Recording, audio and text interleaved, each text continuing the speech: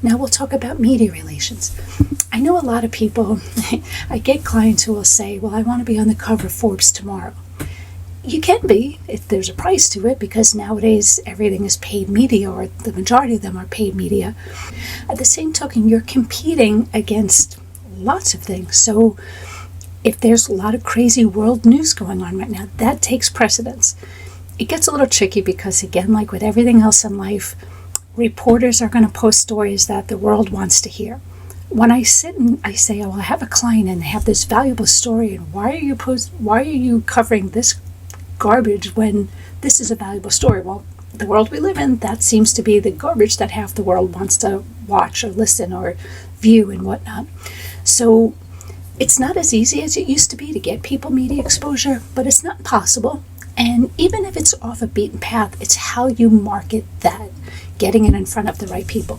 But again, it's people have to understand you're competing against world news. So when there was the California fires, that was taking precedence. The war in Gaza and whatnot, that's taking precedence. It depends on what is happening in the world at that specific time and what reporters are covering. And again, even though you might have an amazing story, it doesn't necessarily mean that the reporters see it that way. They, again, are saying it's not about me, it's about my customers.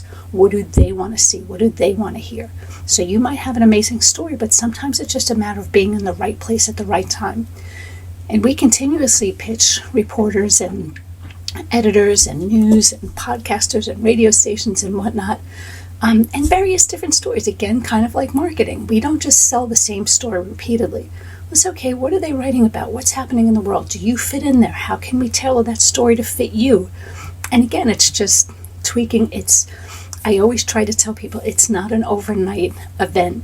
These are a process. These are continuous changing stories, figuring out different ways. How can you fit in? What can we get you exposure on?